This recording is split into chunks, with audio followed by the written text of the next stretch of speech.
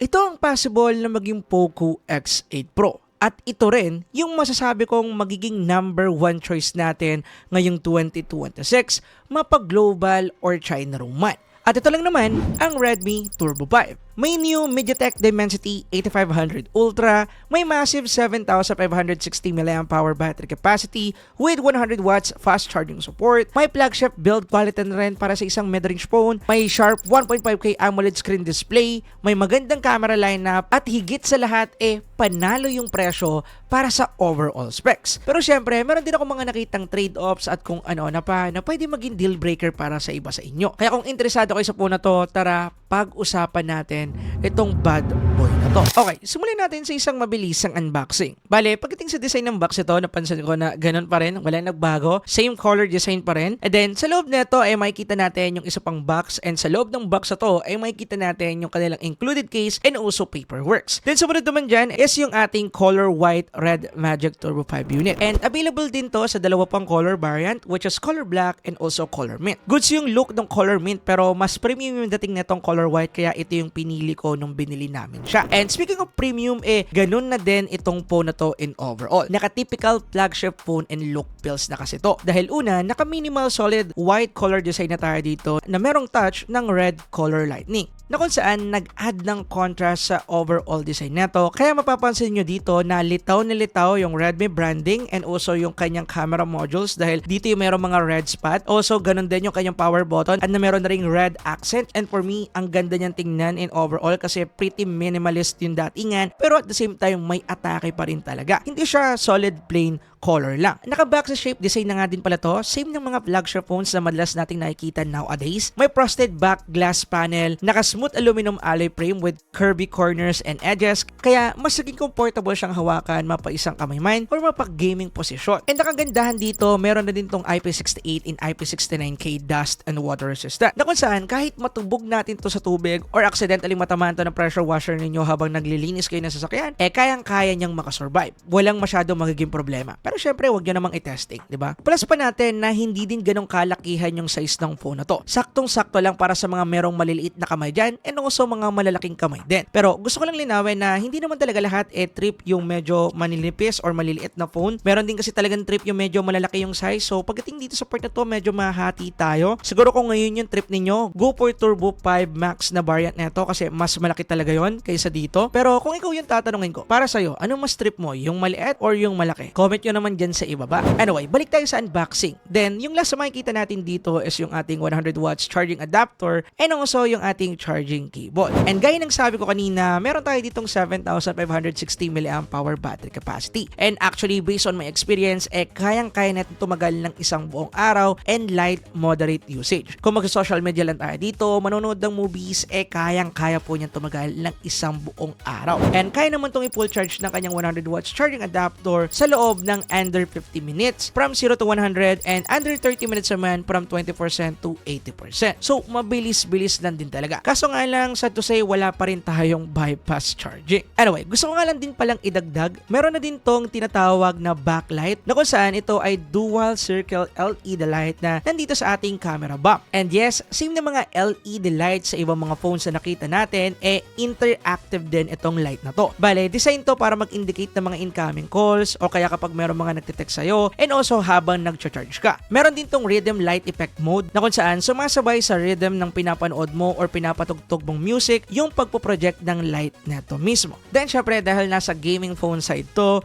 gumagana rin siya if ever na maglalaro tayo ng mga games dito. And yes, pwede rin natin baguhin yung light neto and also yung rhythm light effects or yung kanyang projection light effects based sa trip or preference mo. Anyway, iba pang specs tayo. Naka Bluetooth 5.0 na to. May IR blaster din para sa mga appliances natin sa bahay. May NFC support kaya working ang Google Pay. Naka USB-C 2.0 na din. However, mas okay sana kung ginawa na lang USB 3.0.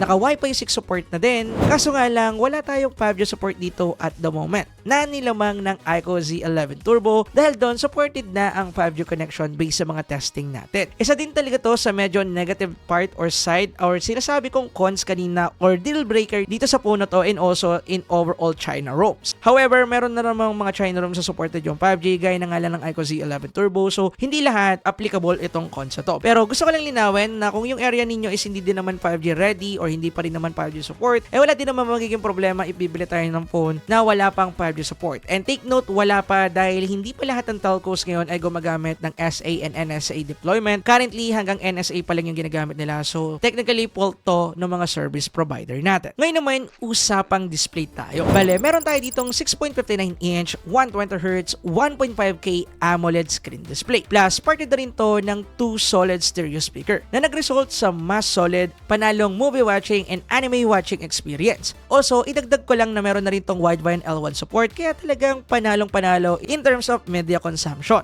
Meron na nga rin pala tong 3,500 nits peak of brightness para sa ating HDR. Kaso nga lang, walang indicator kung ano yung global brightness na to, pero nung tinasting namin to sa labas, visible na visible yung mga content if ever na gagamitin natin in outdoor, kaya walang magiging problema. In terms naman of navigation, smooth and responsive yung whole screen natin dahil na rin yung sa 120Hz refresh rate support na to. And ganun din yung ating optical in-display fingerprint sensor, responsive na responsive din. Actually, in overall, panalong-panalo sa akin yung overall display na to. Pero syempre, yung sana ko dito, sana sinagad na nila sa LTPO. Mas tipid kasi yun sa battery and also mas complete na flagship yung dating ng phone na to if ever na ginawa nila yung LTPO. But ganun pa man, just I said, above standard po yung overall display quality ng phone na to. Pang flagship pa rin kahit hindi naka-LTPO screen. Anyway, pag-usapan naman natin yung main reason kung bakit tayo bibili ng device na to, which is performance. And dito, gaya ng sabi ko, meron tong latest MediaTek Dimensity 8500 Ultra, which is upgraded version doon sa ating 8400 Ultra para ang Poco X7 Pro. Bale, meron tong max clock speed na 3.4 GHz. Bale, bump up yan from 3.25 GHz sa Dimensity 8400 Ultra. And ginamitan din to ng latest GPU, which is Mali G720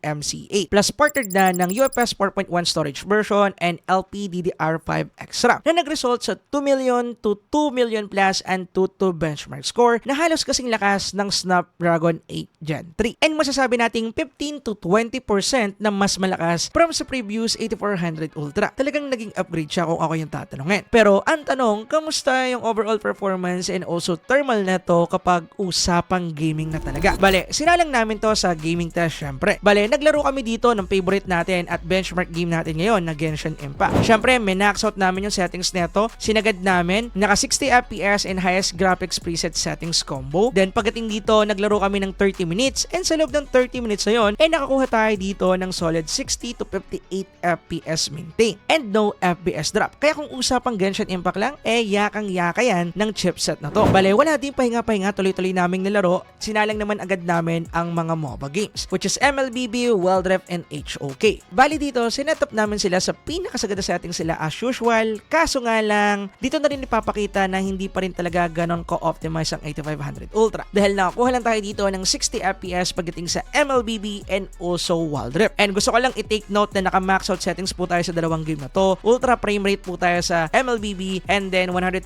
FPS naman pagdating sa ating VR. And yes, yung ating 120Hz naka-applied na rin dito sa game na to. Kaya pagdating dito sa part na to, optimization is the na rin talaga. Ito yung medyo problema natin sa mga bagong chipset. Talagang medyo na-delay yung mga devs na i-optimize tong mga to. Pero pagdating naman sa HOK, nakakuha naman tayo dito ng 120 FPS. So, tanging MLBB and Wild Rift yung medyo, need pa ng optimization sa part na to. Kaya, abangan na lang natin dahil for sure maibibigay at maibibigay nila yan. Pagdating naman sa CODM, binasic lang din na ito dito. Max out settings lang din ulit. Nakakuha tayo dito ng 120 FPS pagdating sa MP mode and then 90 FPS naman pagdating sa VR mode. Meaning lang neto, kung usapang casual gaming, walang magiging problema pagdating sa phone na to. Yun nga lang, hindi pa ganun ka-optimize. Now, ang nagsatanong umiinit ba yan? Actually, umiinit tong device na to. Dahil after namin maglaro ng 30 minutes sa Genshin Impact ng tuloy-tuloy, ay nakakuha kami dito ng 45 to 46 degrees Celsius na temperature. Pero dito lang naman namin yan nakuha sa Genshin Impact dahil pagdating sa mga MOBA games and CODM, nag-average lang yon ng 38 to almost 40 degrees Celsius. Kaya pagdating dito sa part na to, masasabi nating iinit lang siya pagdating sa heavy games. Pero dito sa mga normal games or mga light moderate games,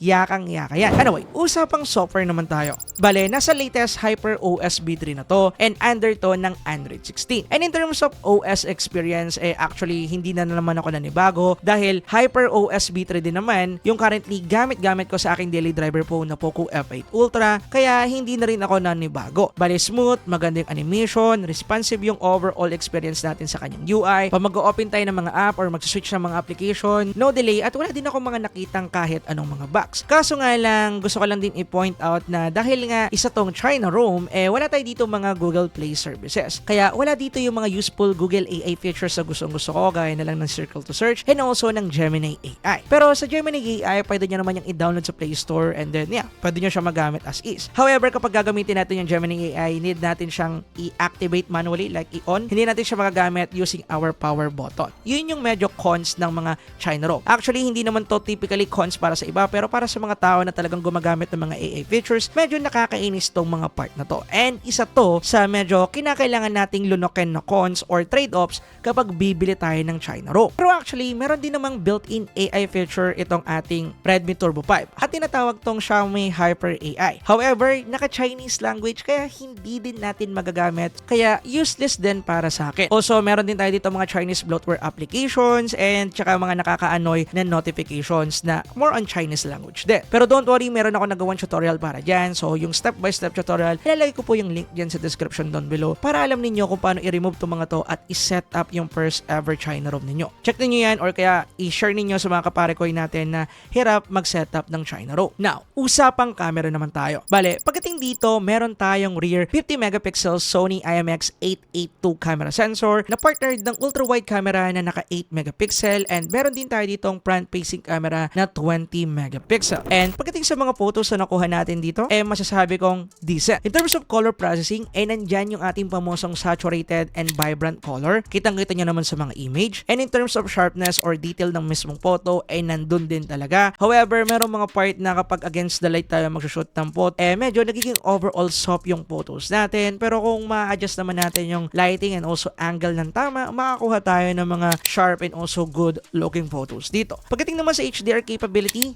tamang-tama lang yung blending. Hindi tayo nakakuha dito ng super peak or medyo blown out na highlights. Walang nangyaring ganon. Gusto ko yung automatic exposure nila. Okay na okay for me. However, minsan kinukulang lang talaga ako pagdating sa shadow part. Lagi naman tong feedback ko sa iba din mga phones out there na nasa same price neto. Sometimes kasi medyo naka-crash out yung detail dun sa mismong shadow part, which is normal na nangyari kahit sa DSLR. I mean, mas napapansin ko lang talaga sa mga camera ng mga cellphones dahil hindi ganun kalaki yung kanilang sensor and also yung photo processing nila. But in terms of color science, nandun na rin talaga si Xiaomi. Talagang okay na okay. Pagdating naman sa selfie camera neto, same feedback lang din. Okay na yung kanilang color science. However, nandito pa rin talaga yung pamosong stilo or effect or AI processing na ginagawa ni Xiaomi sa mga phones nila na kung saan ginagawang smooth at inaalas yung mga blemishes sa mismong image. And also, ini-enhance din yung color tone ng balat natin. Kaya kung mapapansin niyo, minsan nagmumukha kayong Barbie doll sa mga Xiaomi phones niyo dahil po yan dyan. So, pwede naman natin yung i-turn off or kaya medyo bawasan yung beauty effect or etc. Pero kahit na gano'n, napapansin ko pa rin na may mga part pa rin talaga na nagiging aggressive pa rin sila para i-implement itong mga part na to. Kaya nakadepende na lang to sa inyo kasi yung iba gusto to, yung iba hindi. So,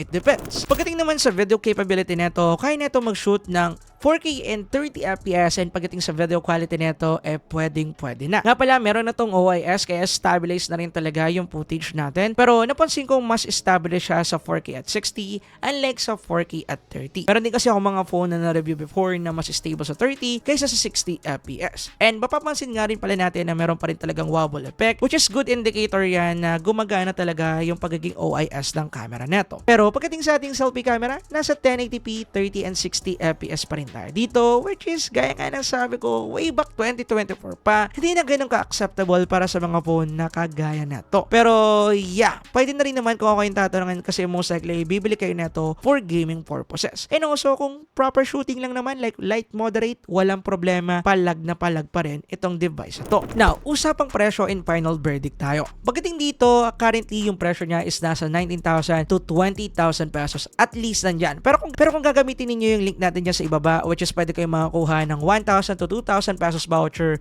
mas malaking discount yung makukuha ninyo for sure. And also, available na rin to sa isa nating trusted shop dito sa Philippines, which is si AHH Xiaomi Manila. Ilalagay ko na lang din yung link dyan sa description down below para pwede kayong mag-inquire sa kanila if ever na trip ninyong bumili ng mga China ropes. Check nyo po sila, kausapin nyo lang sa page nila. Anyway, pagdating sa overall conclusion ko dito, for the price, panalo na to para sa akin. Di hamak na mas mababa siya unlike sa Z11 Turbo na nasa 22 to 21,000 pesos nagsisit yung presyo. So kung mabibili nyo to sa 19,000 plus using our voucher, for sure mas mababa pa yung makukuha nyo na presyo neto. And kung ganun man yung mangyayari at mabibili nyo to sa ganung presyo, definitely mas okay itong bilhin unlike sa Z11 Turbo, at least in terms of price segment. Pero kung in terms of performance and other specs, malalaman natin yan kung magagawa natin sila ng overall comparison. Kung gusto ninyong gawa namin, comment nyo lang sa ibaba at gagawan agad namin yan. So in overall, para sa akin, yes, pasado sa akin itong device na to kung ako lang naman yung tatanungin. Pero excited rin akong makita yung magiging global variant neto kasi balita ko malapit-lapit na rin. Pero kung hindi kayo makapagantay, go for this phone. Ilalagay ko yung link niya sa description down below dahil for sure magiging best version to ng Poco X8 Pro if ever man na ito yung magiging Poco X8 Pro. Kasi at the moment, for the price and also overall specs, ito na talaga yung masasabi nating pwedeng maging number 1 phone ngayong 2026. Anyway, iwan ko na dyan yung mga link. Check na lang po ninyo. This is your boy para kay Steven Tips. Peace out muna sa ngayon. Kita-kita sa susunod na video. Yun lang. Peace.